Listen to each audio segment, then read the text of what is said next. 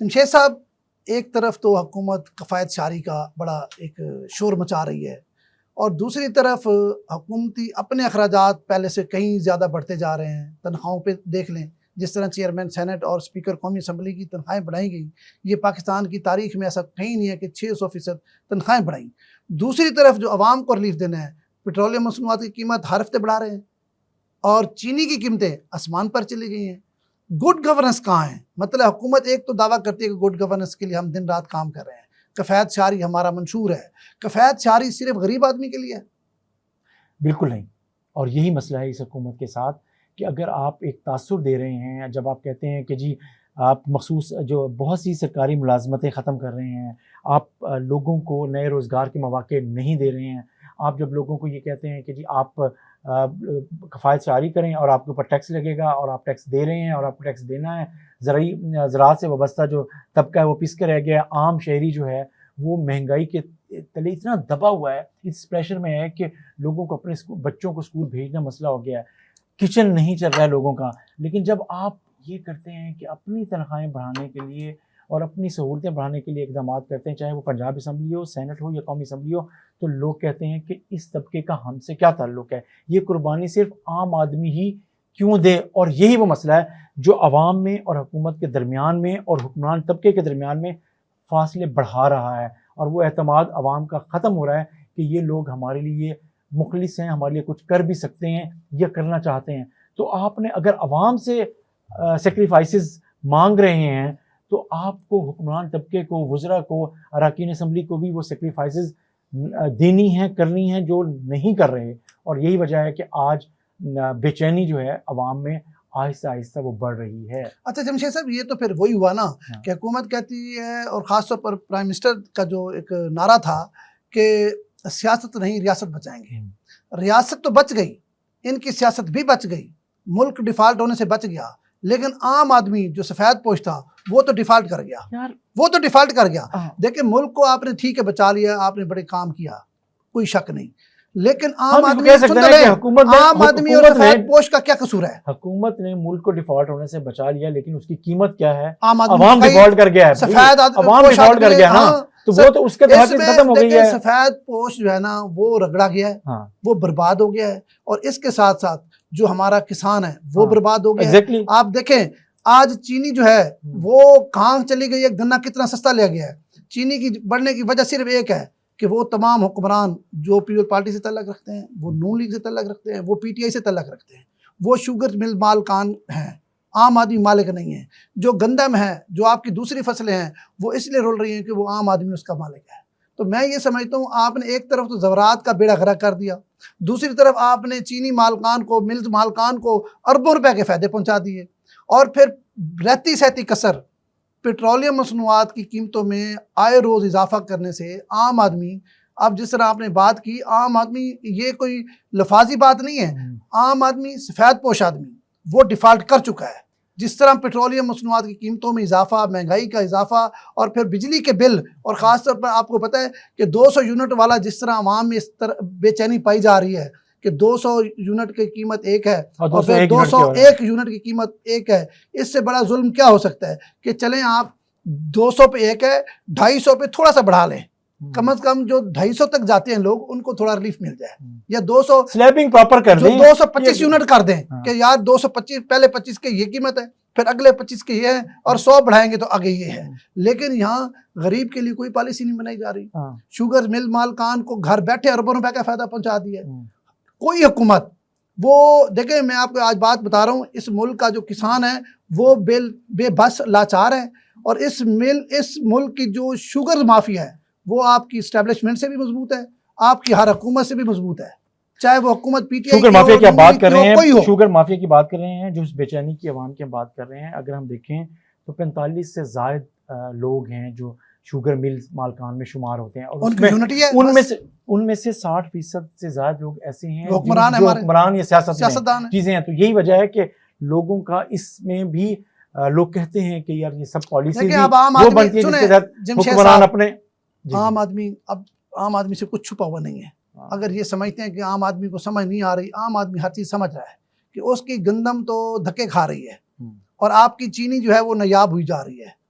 سمجھ رہے ہیں نا. گندم تو مطلب عام کسان کی ہے نا, اس لیے وہ دھکے کھا رہی, پوچھتا کوئی نہیں اس کو. چینی کیونکہ اس ملک کے اشرافیہ کی ہے, اس کی جب یہ چاہتے ہیں قیمتیں بڑھا دیتے ہیں. اب پھر مذاکرات کر کے قیمت کو 20-15-20 نیچے کر کے اور پھر تالیاں بجوائیں گے, ویری گڈ یہ حکومت نے بڑا اچھا کر دیا. لیکن اس میں بھی اربوں روپے کی دہاڑی ہوگی. آپ نے پی ٹی آئی کے دور میں دیکھا, دیکھیں آپ کو یاد ہوگا کہ چینی کی قیمت 60 روپے تھی, آج جو 225 روپے ہو گئی ہے.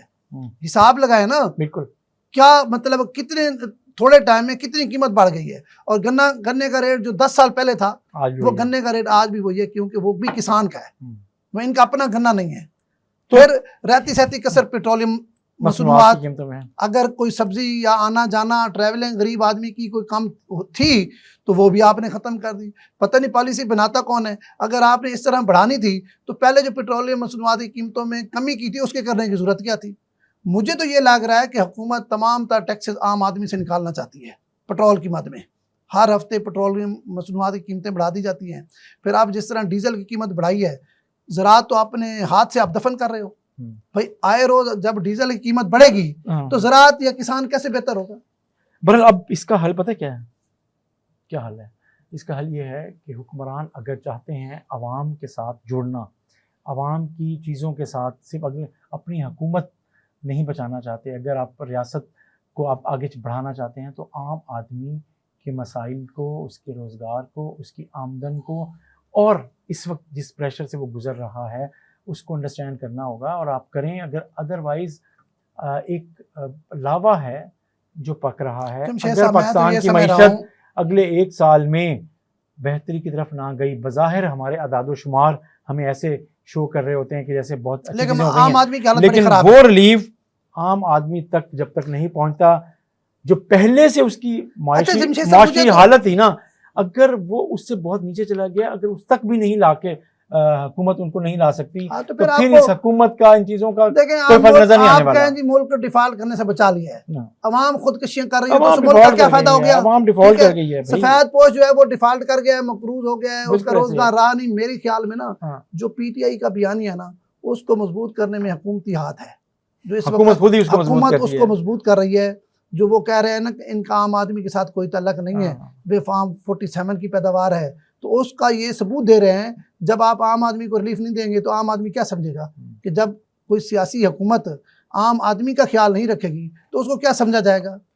پھر آپ کی سیاست کہاں رہی؟ بہرحال اپنی سیاست آپ نے چمکانی ہے, چمکائیں, سیاست کرنی ہے کریں, لیکن اگر عام آدمی کی سپورٹ آپ کو حاصل نہیں ہے, چیئرمین سینٹ اور اسپیکر قومی اسمبلی, یہ کیونکہ بہت غریب آدمی تھے, ان کے حالات بڑے خراب تھے, ان کے گھر کے اخراجات پورے نہیں ہو رہے تھے, اس لیے ان کی تنخواہوں میں 600% اضافہ کر دیا ہے. جو عام آدمی ہے, جو مزدور ہے, اس کو 30,000 مہینہ نہیں ملتا, وہ 24 گھنٹے نوکری کر کے بھی, اس کے 4 بچے ہیں, اس کے بجلی کا بل پورا نہیں ہوتا, اور آپ کے جو شاہانہ اخراجات ہیں وہ روز بروز بڑھتے جا رہے ہیں.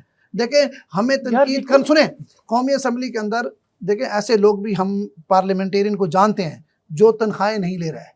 میں 1-2-3 کو تو جانتا ہوں, مطلب جس کا مجھے پتہ ہے, لیکن اگر باقی بھی چلیں, اگر آپ تنخواہ لیں ضرور وہی لے لیں. اگر آپ عوام کو کفایت شعاری کا سبق پڑھا رہے ہیں تو خود بھی تھوڑی سی کفایت شعاری کر لیں, عوام کو بھی تھوڑا احساس ہو. دیکھیں عوام کو بھی تھوڑا سا احساس ہو, عوام کو احساس ہو کہ اگر ہم قربانی دے رہے ہیں تو ہمارے حکمران بھی قربانی دے رہے ہیں. اب حکمرانوں کی تنخواہیں تو 600% بڑھ رہی ہیں گھر بیٹھے بیٹھے, اور جن دونوں کی بڑھائی گئی وہ دونوں سے منحرف ہیں. وہ کہتے ہیں ہمیں تو پتہ ہی کوئی نہیں ہے, گھر بیٹھے ہماری تنخواہ بڑھا دی ہے. حالانکہ مجھے پتہ ہے وزیر اعظم پاکستان میاں محمد شہباز شریف تنخواہ نہیں لیتے, علیم خان صاحب تنخواہ نہیں لیتے. ایون علیم خان صاحب تو آنے جانے کا اپنا جو خرچہ ہے, ایکسپینس اپنا, وہ اپنی ذاتی جیب سے کرتے ہیں. ملتان کے ایک ایم پی ہیں رانا اقبال سراج, وہ اپنی تنخواہ لے کے غریبوں میں تقسیم کرتے ہیں. ایسے بھی تو لوگ پارلیمنٹ میں موجود ہیں نا, کیا اور بھی بہت سارے لوگ ہوں گے, میں یہ کہہ رہا ہوں. اچھا اب ایاز صادق یا یوسف رضا گیلانی صاحب کو اتنے لاچار تو نہیں تھے کہ 600% تنخواہیں بڑھائیں, تو لوگوں کو پھر آپ سے محبت تو نہیں ہونی. جن لوگوں کا گھر چولہا نہیں چل رہا وہ آپ کی 600% تنخواہ بڑھنے پہ آپ کو دعائیں تو نہیں دیں گے. وہ جب ایک سرکاری ملازم اس کی 10% تنخواہ بڑھی ہے, 50% مہنگائی ہو گئی ہے, ٹھیک ہے, تو اس بیچارے کی حالت آپ دیکھیں.